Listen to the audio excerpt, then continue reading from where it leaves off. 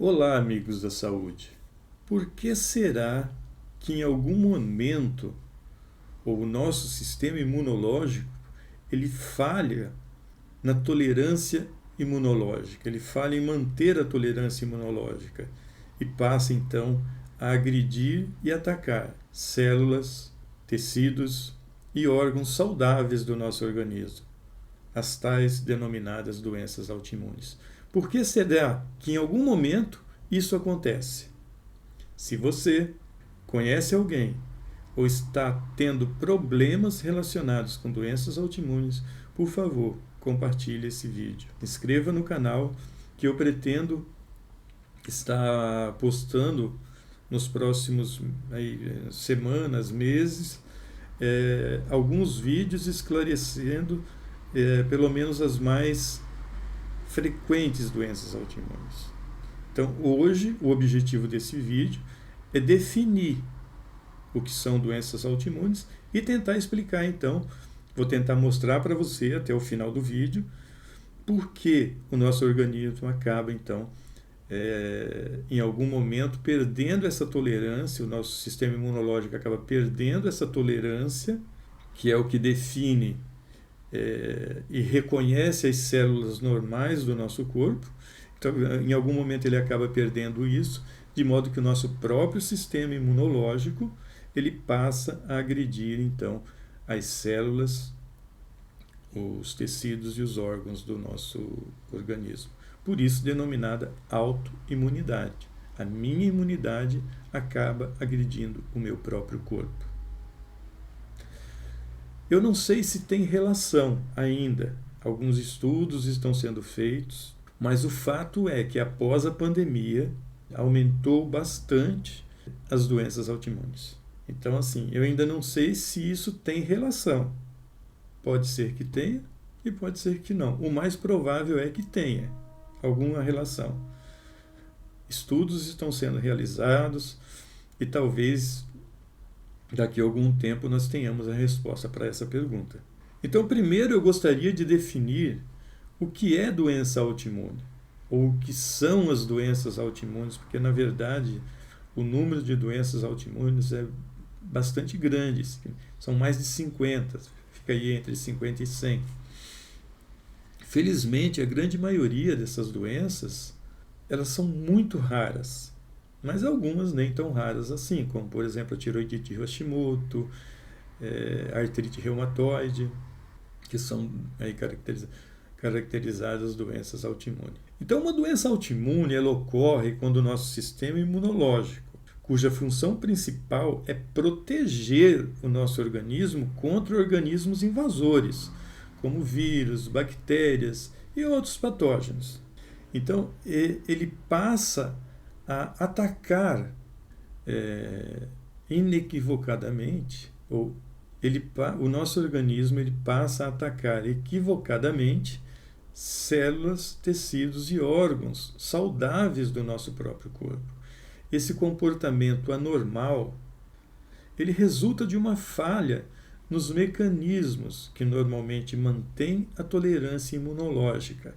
Ou seja, tolerância imunológica é a capacidade de distinguir o que é próprio do nosso organismo daquilo que é estranho, como, por exemplo, um vírus ou uma bactéria. Então, se eu fosse explicar essa definição de uma maneira assim mais acessível, ou se eu fosse explicar essa definição a uma criança, se eu fosse tentar fazer uma historinha assim para explicar melhor essa definição, eu falaria assim: o nosso corpo ele tem um exército que é chamado sistema imunológico. Esse exército ele tem um trabalho que é muito importante, que ele é fundamental para a nossa sobrevivência, que é proteger o nosso corpo, que é nos proteger de invasores. Então é um exército que nos protege de invasores, como vírus, bactérias, que podem nos deixar doentes. Ele faz isso atacando esses inimigos e expulsando-os do nosso corpo. Mas às vezes esse exército ele confunde em vez de lutar contra os invasores ruins, os vírus, as bactérias e outros agentes patógenos, ele começa a atacar as coisas boas do nosso corpo, as nossas células saudáveis, como se o nosso organismo fossem inimigos, como se essas células, como se os tecidos ou os próprios órgãos do nosso organismo fossem os nossos inimigos. Então, essa perda dessa tolerância, onde o exército do nosso organismo ele se confunde e ataca os nossos órgãos saudáveis, como por exemplo a nossa tireoide, as nossas articulações, como se fossem então invasores externos. A isso nós denominamos doença autoimune. É como se os guardas de um determinado castelo eles começassem a brigar com os moradores do castelo. Então, os guardas que estão ali para proteger, para dar segurança ao castelo, eles passam a atacar os moradores, como se fossem os vilões, achando que são ladrões. Mesmo quando eles estão lá para ajudar. Essa é a função da guarda do castelo, a função da segurança. Quando isso acontece, o corpo fica ferido ou doente, porque ele está lutando contra si mesmo. De modo que um mecanismo biológico evoluído ao longo do tempo para nos proteger, que é o nosso sistema imunológico, ele acaba ficando tão sobrecarregado que, sem que seja a intenção, se é que o nosso sistema tem intenção, que acaba causando mal ao nosso próprio corpo. E a isso então nós damos o nome de doenças autoimunes.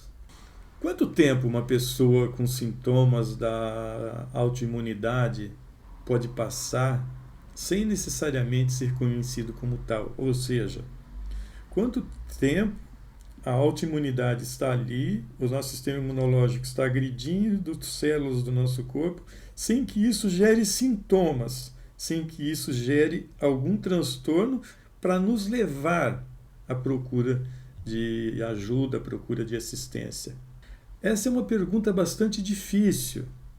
No Brasil, não tenho exatamente dados de estudos, mas estudos americanos mostram que, em média, nos Estados Unidos, esse período leva 5 anos entre o início, sem sintomas, das doenças autoimunes, até que ela venha, então, a ser diagnosticada. Infelizmente, algumas pessoas podem passar a vida toda com sintomas iniciais sem serem diagnosticados como tal. Então, quais que seriam esses sintomas mais frequentes? Sintomas mais frequentes, iniciais, ou que podem perdurar por muito tempo, são dores articulares no cotovelo, nas articulações do punho.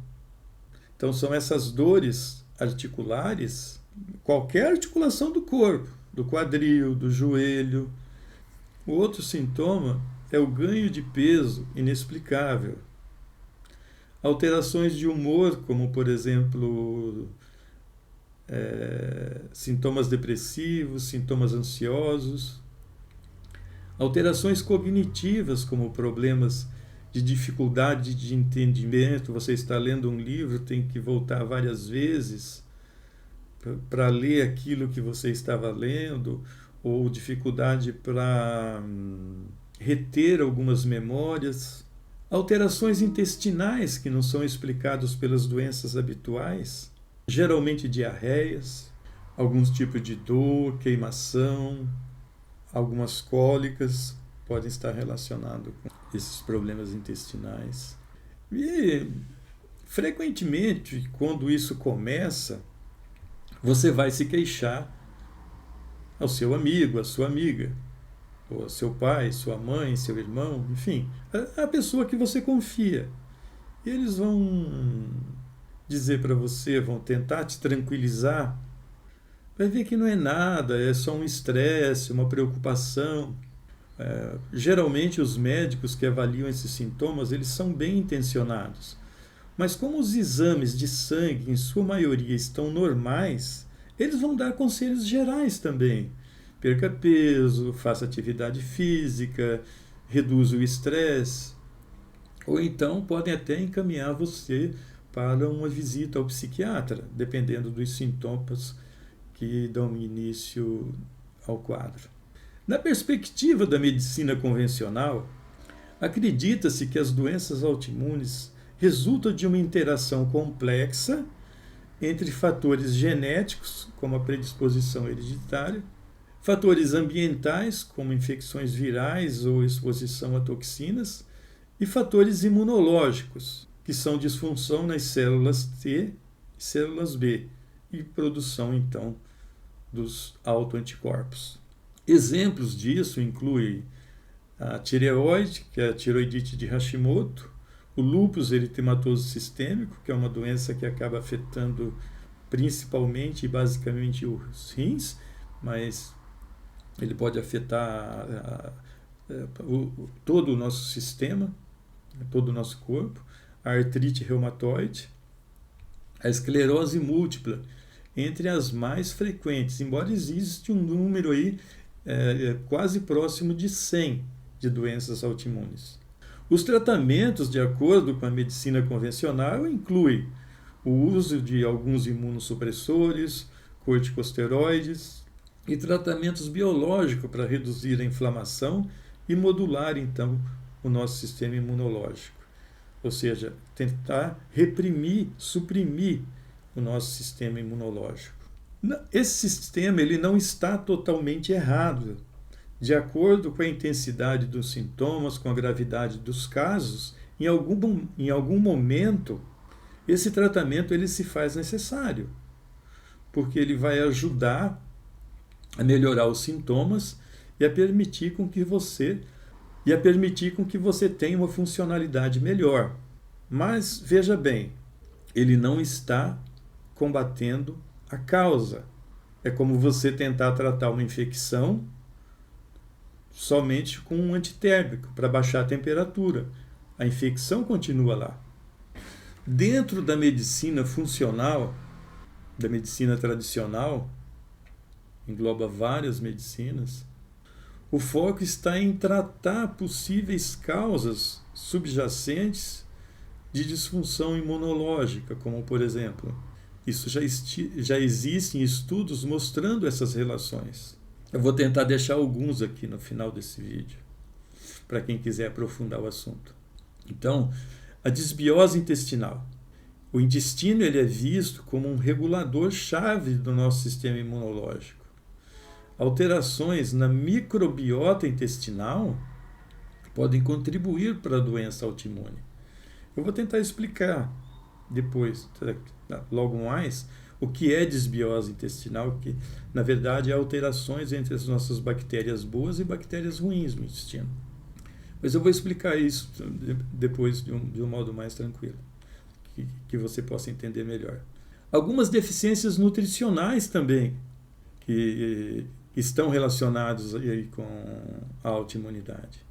Deficiência de vitamina D, deficiência de zinco, deficiência de ômega 3, eles podem agravar as respostas imunológicas adequadas. Então, a suplementação de algumas dessas substâncias e de outras, elas vão melhorar essa resposta e ajudar aquele tratamento que eu falei inicial da medicina convencional. A inflamação crônica, que é aumentada por fatores estressantes, pelo estresse do nosso dia a dia, e quem hoje não experimenta em algum momento níveis de estresse, quer no trabalho, quer nas relações pessoais, quer em casa, enfim. Quem hoje não experimenta em algum momento um período de estresse, na perda de um emprego, enfim. Então a inflamação crônica, que também não é só o estresse que leva à inflamação crônica. A nossa dieta moderna, podemos dizer assim, a dieta moderna aí de 50 anos para cá, 50, 100 anos para cá, com o período da industrialização, que foi necessária para produzir mais alimentos para a humanidade, dado o crescimento populacional, enfim.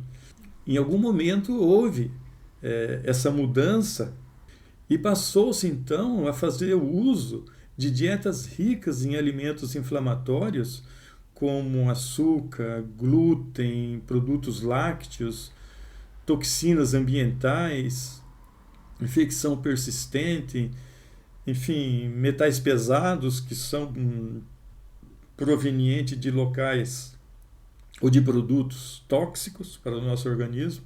Então, tudo isso gera esse processo de inflamação crônica, que a inflamação crônica hoje está muito bem documentada, ela está na base de muitas doenças, não só das doenças autoimunes. Bem, nós temos ainda uma perspectiva da medicina naturista, da fitoterapia, que vê a autoimunidade como um desequilíbrio sistêmico, onde o corpo perde a harmonia interna. A medicina tradicional chinesa, através da acupuntura, do Yin e do Yang, aquele sistema de equilíbrio de energia, a medicina ayurvédica, que são medicinas muito antigas, talvez muito mais antigas que a nossa medicina convencional. Então, eles tentam entender essas doenças autoimunes como um desequilíbrio sistêmico, onde o corpo perde essa harmonia interna. Seria um desequilíbrio mais do ponto de vista energético. Então, plantas medicinais usadas para modular a imunidade e reduzir a inflamação, por exemplo, como a cúrcuma longa, que ela reduz marcadores inflamatórios via a curcumina. Existem bastante estudos mostrando o uso da curcumina para ajudar a combater e a modular a inflamação crônica. A uncária tormentosa, popularmente conhecida como unha de gato, que é conhecida pelo seu potencial imunomodulador. A Uitânia somnífera, que é a Ashwagandha, ele é um adaptógeno que pode ajudar a regular respostas imunológicas e reduzir o estresse. Eu particularmente gosto desse próximo que eu vou falar. Eu pratico também, em alguns momentos, não sou um praticante o tempo todo, mas em alguns momentos eu pratico, que é o jejum intermitente e a detoxificação do nosso organismo, que são propostos para reduzir a carga inflamatória. Eu, por exemplo, sempre que eu vou iniciar um tratamento para um paciente novo, eu tento passar para ele o conceito que talvez a melhor forma de explicar seja usar a parábola do semeador na Bíblia. O semeador, ele semeia, ele joga a sua semente em 3 tipos de terrenos. Joga entre as pedras, ou seja, num terreno infértil, num terreno de transição, onde tem um pouco de areia, mas tem um pouco de terra, e num terreno bastante fértil, que foi preparado, que foi adubado, que foi feito rotação de cultura, enfim, num terreno apropriado para o plantio. Por que eu estou fazendo essa comparação? Porque nós vamos comparar o nosso organismo como um terreno, onde nós chamamos então de terreno biológico. É o nosso terreno biológico. E eu comparo a inflamação, essa dieta maluca, essa vida maluca com estresse que nós vivemos hoje, a falta de atividade física, o sedentarismo, como se fosse um rio ou um lago poluído. Você já experimentou pegar um balde de água cristalina e jogar num rio poluído? Você não vai limpar o rio. A água cristalina que você jogou vai sujar. Então, quando você semeia num terreno infértil, ou quando você suplementa ou você tenta tratar um terreno biológico que não está adequado, talvez até tenha alguns resultados iniciais, talvez melhore algumas coisas, mas você vai estar sujando. Você não produziu aquilo que é mais importante, que é a limpeza, que é a detoxificação do nosso organismo.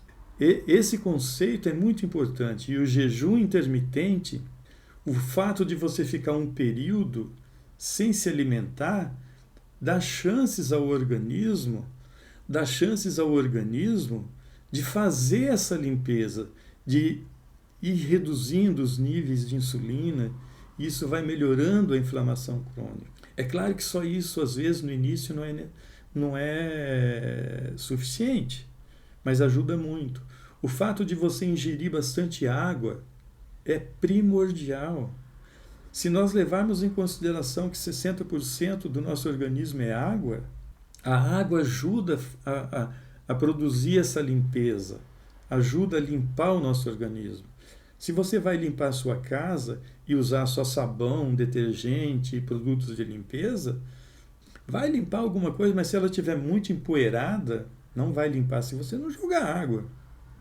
A água é que vai carrear, que vai... Um outro fator não menos importante, não é porque está por último que é menos importante, é levarmos em consideração o nosso aspecto mental e espiritual. É tão importante quanto todas essas medidas que eu citei anteriormente. Então, as práticas de equilíbrio da mente, do corpo, como a yoga, as técnicas de meditação, as técnicas de mindfulness, as técnicas respiratórias, elas vão ajudar a melhorar a nossa resiliência e a nossa inteligência emocional, que é fundamental para nós enfrentarmos essas situações e para que nós possamos mudar o nosso ambiente de um modo amplo, de um modo geral. É fundamental que nós entendamos que se nós não produzirmos essa mudança, e ela tem que ser uma mudança que vem de dentro para fora, não adianta eu usar produto de pele somente, em algum momento ele não vai ser totalmente suficiente. É importante eu usar sim, é importante você se sentir mais bonito, mais bonita, mas a limpeza verdadeira ela vem de dentro para fora. E essas técnicas de meditação, de mindfulness, de yoga, elas melhoram muito a nossa inteligência emocional. O que é inteligência emocional? É exatamente nós gerenciarmos raiva, medo, estresse, de um modo mais inteligente, de nós não estarmos 100% reativos a isso. Nós entendemos que todos nós podemos sentir raiva, nós podemos sentir medo, nós podemos estar estressados em algum momento, mas existem maneiras de nós lidarmos com isso que vai nos dar mais força, mais resiliência, para que nós possamos sair dessa situação de um modo mais rápido e com menos sofrimento. Tudo isso é importante. Não é só lá o imunossupressor inicial, que se você estiver muito atacada ou atacado, você vai precisar usar. Mas se você não fizer todas essas medidas, você vai ter uma melhora, vai ser uma melhora parcial. Mas o que acontece com o nosso organismo? O que acontece com o nosso organismo que o sistema imunológico passa a atacar o nosso próprio corpo, gerando todos esses inconvenientes que nós vimos até agora. A doença autoimune ela é o resultado de uma combinação de vários fatores que juntos eles vão causar uma falha no sistema imunológico. É importante destacar que o desenvolvimento da doença autoimune ela não se dá do dia para a noite. Você não vai dormir hoje saudável e acordar amanhã com a doença autoimune. Ela não tem um tempo definido de instalação, isso varia de pessoa para pessoa, de genética para genética, de ambiente para ambiente. É necessário a interação e a combinação de fatores que ocorram e interajam ao longo do tempo.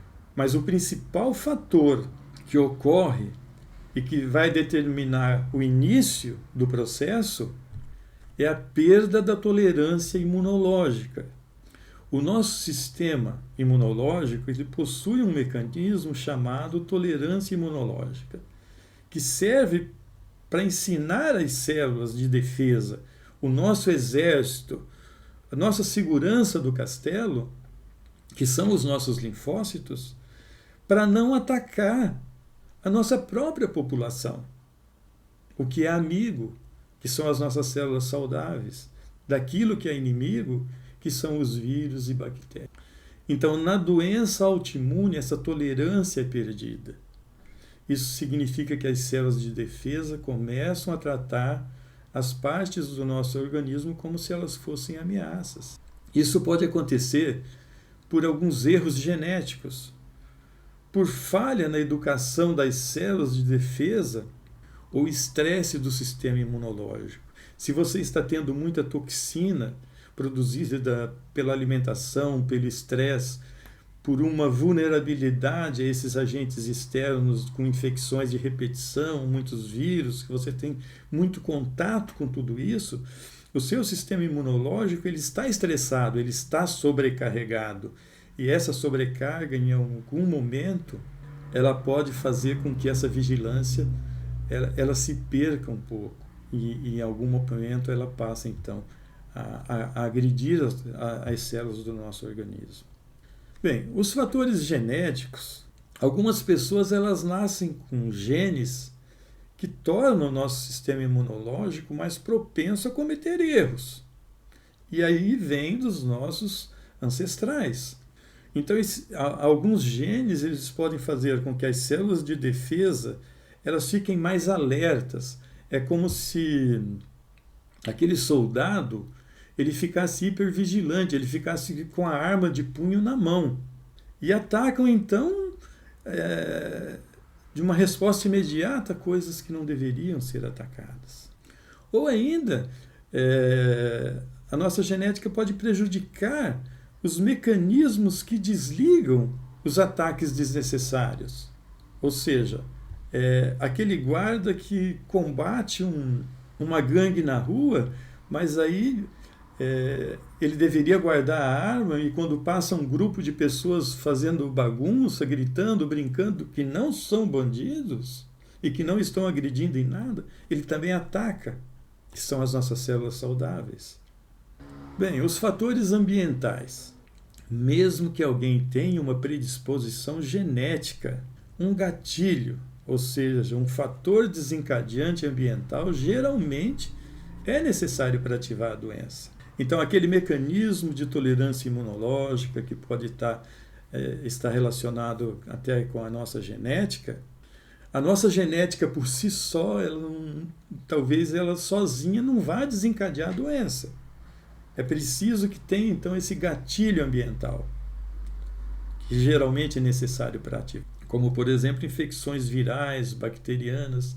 Alguns micróbios, vamos supor que eles têm pedaços, sequências de moléculas que se parecem com as sequências de moléculas de alguns tecidos do nosso corpo. Vamos supor, a nossa tireoide, ela pode ter uma sequência de molécula que é parecido com aquela sequência de molécula de uma bactéria ou de um vírus. Então, quando o sistema imunológico ele ataca esse vírus, e se ele já está um pouco estressado ou possui aqueles mecanismos genéticos que têm algum problema na regulação, o corpo, então, por engano, pode atacar aquelas células do nosso corpo onde isso é chamado de mimetismo molecular, ou seja, moléculas parecidas, moléculas que simulam uma sequência parecida. Um outro fator ambiental importante são a exposição a toxinas, substâncias químicas tóxicas, metais pesados, poluentes, que podem danificar as células e desencadear uma resposta autoimune, porque essas células que são danificadas, elas vão ter que ser eliminadas. De alguma forma, elas vão ser retiradas da circulação. Eliminado não é bem o termo, mas elas vão ser retiradas da circulação. Elas vão ser ressintetizadas. E nesse processo de que o nosso organismo está retirando as nossas células, que têm a agressão dessas substâncias químicas, ele pode desencadear, então, uma resposta autoimune também e atacar não só essas células que estão danificadas, mas também as nossas células saudáveis. Lembra que eu falei lá atrás que eu ia falar um pouco mais a respeito da desbiose intestinal? O nosso intestino hoje é considerado o nosso segundo cérebro. Daí a importância do intestino para modular essa interação. Então, é importante que nós tenhamos essa visão do nosso corpo como um todo, porque o fígado não funciona sozinho, o coração não funciona sozinho, o seu cérebro ele não funciona sozinho. A sua mente ela tem de estar num corpo saudável para ela ter pensamentos saudáveis. Então, o intestino ele desempenha um papel fundamental na regulação também do nosso sistema imunológico, porque está muito relacionado com a nossa microbiota intestinal, que são as bactérias boas e as bactérias ruins do intestino. Então, quando tem o que nós chamamos, o que nós denominamos de desbiose intestinal, é o desequilíbrio dessa relação entre bactérias boas e bactérias ruins. Há então uma predominância nesse microambiente de bactérias ruins. E uma coisa que favorece muito o crescimento de bactérias ruins são esses alimentos altamente processados, ricos em açúcar refinados, que são os tais carboidratos refinados, que devem ser substituídos por carboidratos complexos, carboidratos de melhor valor. Então, o nosso sistema imunológico, quando ocorre esse desequilíbrio entre essas bactérias boas e bactérias ruins, eles podem reagir de um modo exagerado, de um modo confuso a estímulos normais.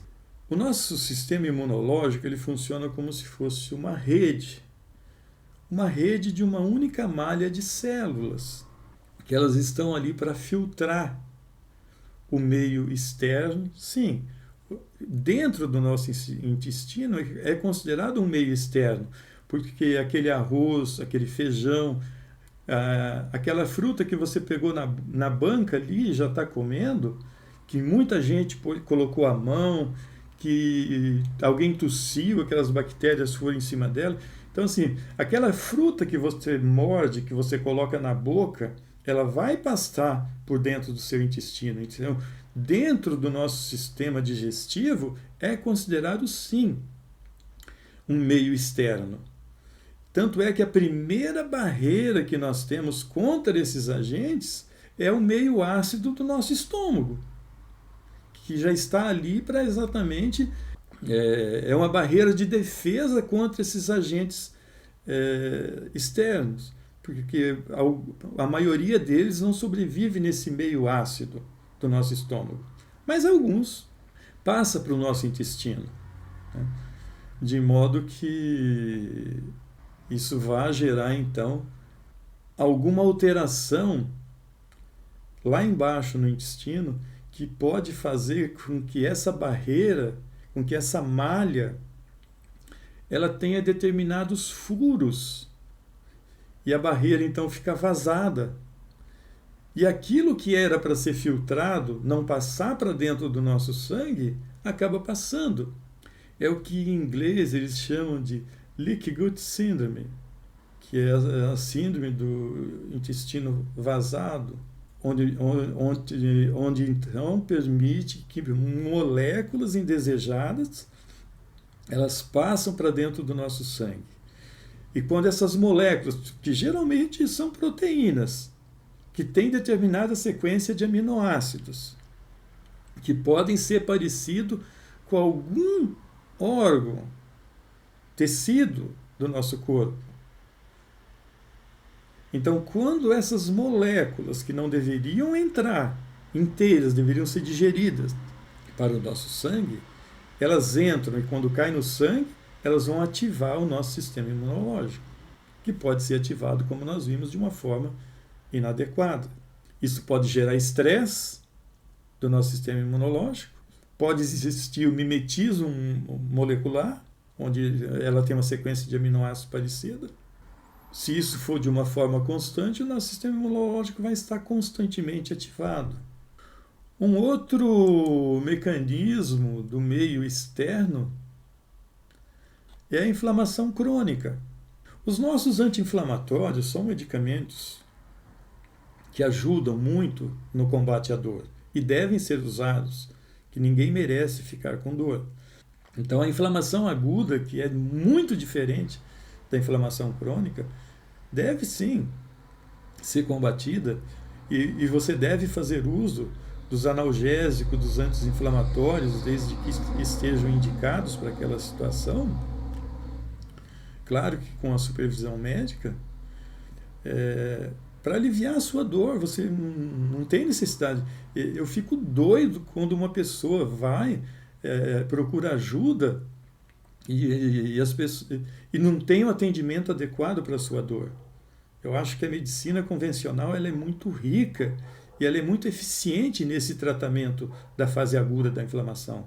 E nós devemos usar isso porque ninguém merece sofrer.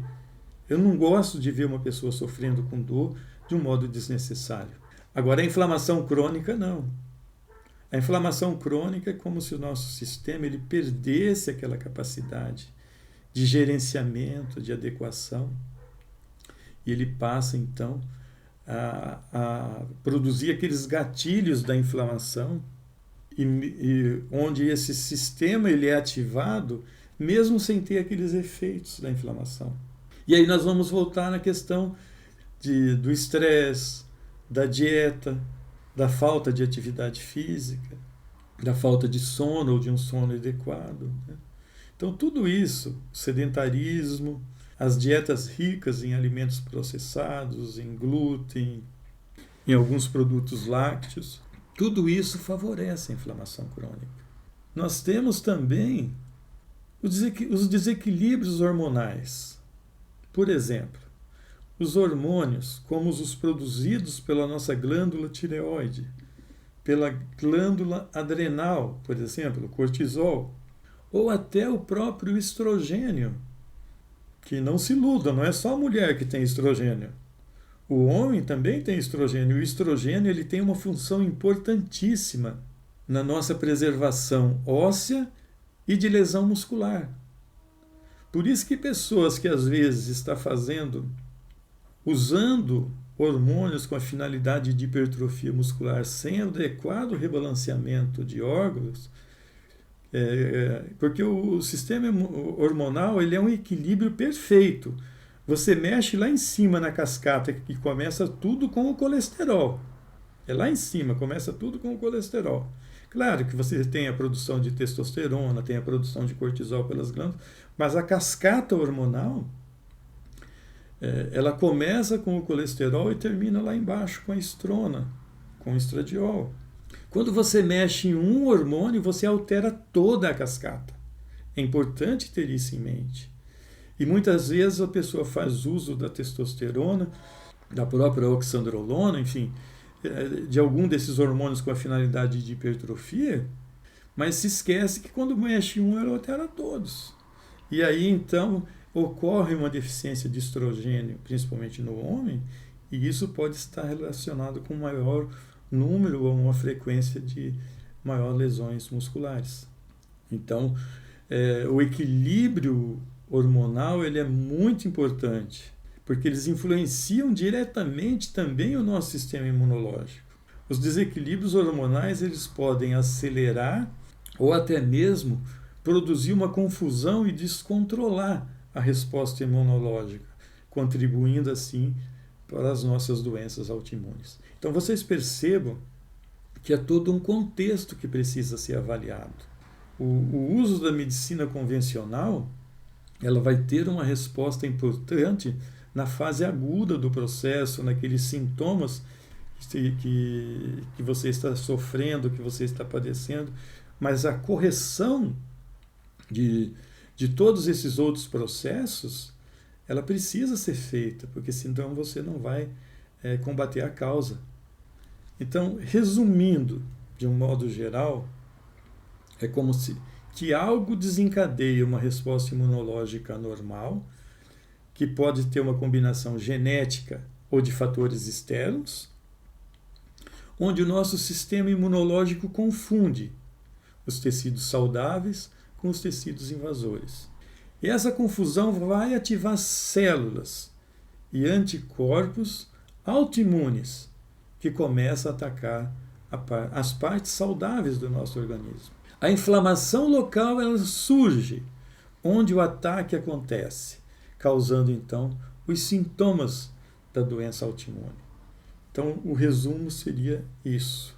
Se você veio até aqui, eu agradeço você por ter vindo até aqui, ter ficado até o final, mas principalmente, se você não tem a doença autoimune, se você não tem esses sintomas, mas conhece alguém, passe esse vídeo para essa pessoa, porque a intenção desse vídeo é tentar atingir um número maior de pessoas para que possam, na vigência desses sintomas, não vou dizer que todos eles sejam causados por doença autoimune, mas se for, você não precisa passar aí até 5 anos, ou às vezes até muito mais tempo, ou às vezes até a vida toda, padecendo dos sintomas, sem que uma doença autoimune possa ser diagnosticada. Espero de coração que esse vídeo possa ter te ajudado. Muito obrigado.